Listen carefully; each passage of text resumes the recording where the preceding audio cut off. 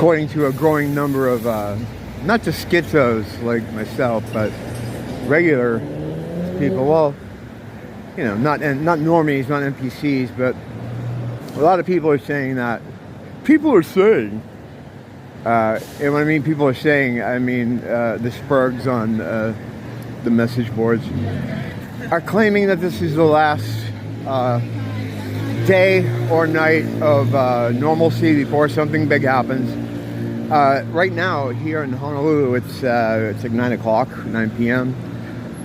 So it's the 24th on the mainland. I think it is, some parts of the mainland. I don't know, it's math.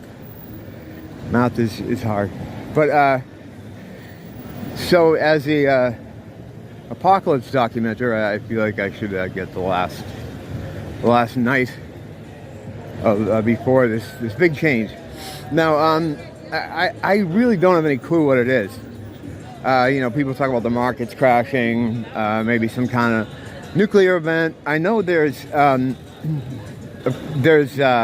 drills. The FBI put out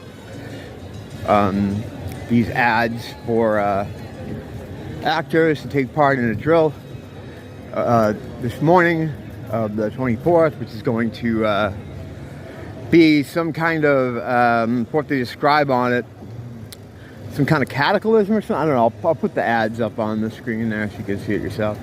But yeah, and anytime anything happens, there's always a drill that is either near the event or the tough guy coming through. The thing is, like, you know, go racing up the street, but then they're gonna stop right up here anyway. So we know, everybody knows you're here. Okay, you want a juice box too? Fucking children. So every time they have one of these events, there's always a drill nearby, and the drill where they have people pretending to be hurt or involved in this thing ends up being the footage that is used in the event.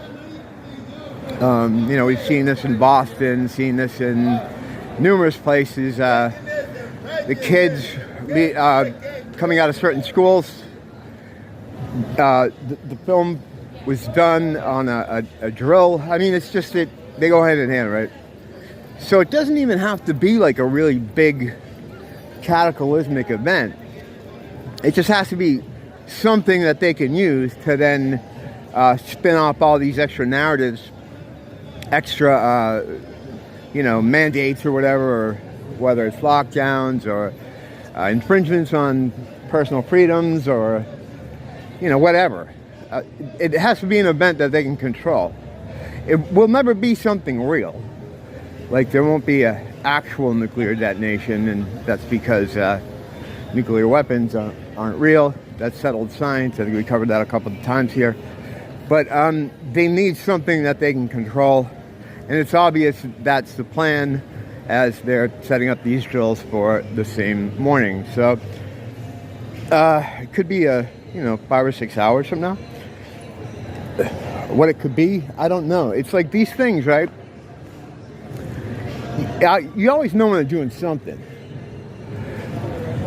but no one ever knows really what it is. And I'm the same way. Even though we can see the general plan of what they're trying to do in the larger strokes, these little events always seem to be a surprise to me and a lot of other people, because I think, just like the event itself is a spell, it's spellcraft, it's black magic. They obfuscate the event beforehand too, so there's spellcraft around that, so it can't be penetrated or looked at. I mean, even remote viewers, like the guy that remote viewed the clot thing, he saw these things they've been pulling out of people, like in 2017. I think I talked about him here and put links to his shit, but he was a remote viewer that was drawing these pictures of these things, these bioorganic things that were like growing, and he didn't know what they had to do with or anything. He just saw that there were these things. He's drawing them perfectly as to what they ended up being. and ended up being those, what they're calling clots inside people, these very large pieces that look like something. They look like the fucking Borg from Star Trek, like that shit that kind of grows out of them. So I mean, you can remote view things, but they must have some kind of powerful magic that obfuscates the actual details of the plan.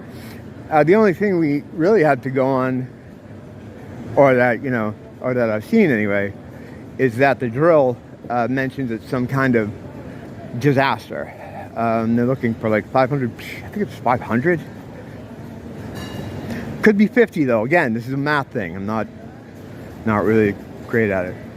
But the so it's going to be some kind of cataclysm, but it doesn't have to be like centered just around one area. Like if it's something like a nuclear event, or they're saying it's a nuclear event, they can use that to shut down airports and close down communications, or maybe it's a grid attack. Just keep in mind, none of it's real.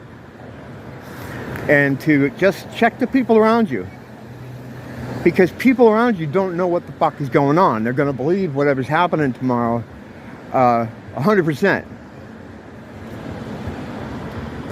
You, whoever's watching this, probably are one of the only people you know that is aware of this kind of stuff.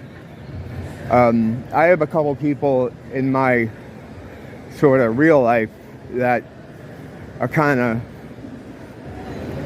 up to date on this kind of stuff, but most of the people I discuss these things with are, online, as I'm sure that's the same goes for a lot of you guys.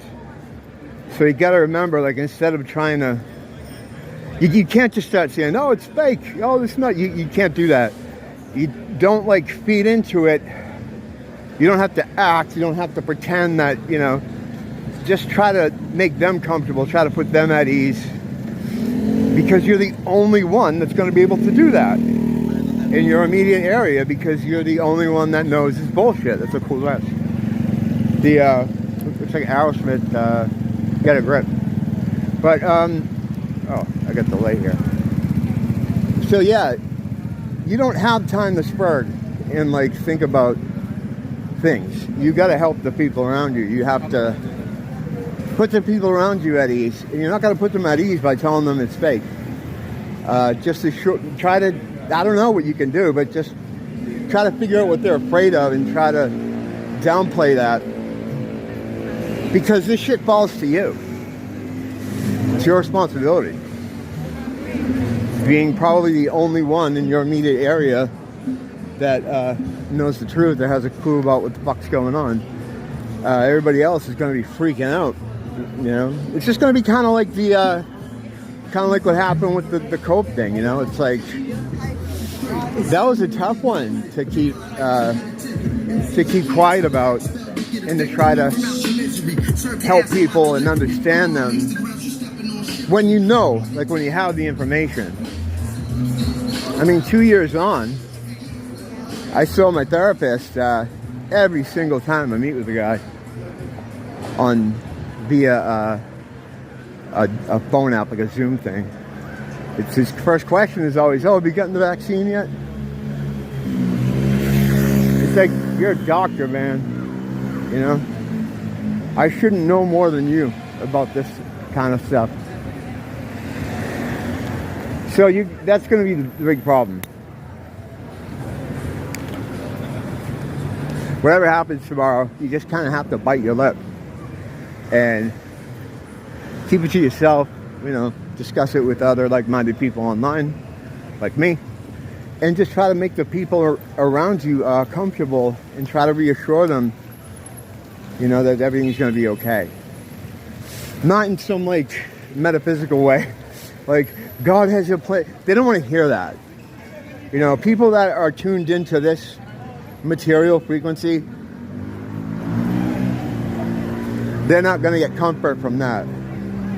You got to kind of focus comforting them around their personal situation. Like, it's not going to be here, or as long as we stay here, or we, you know, I mean, you don't know what to do as far as like, yeah, it'd be nice to have a generator. You know, there's a lot of prep people, and I think that's really cool, you know, but to really prep, kind of bike thing.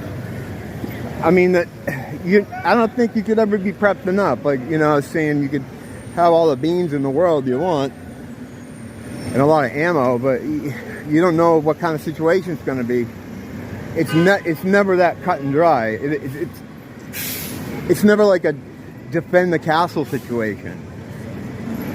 It's usually a lot more insidious than that, you know, a lot more nuanced, a lot of moving parts. These people think about this stuff, and they think about people like us who are going to know, and they try to make it so that it causes disruption no matter what level of awareness you're at.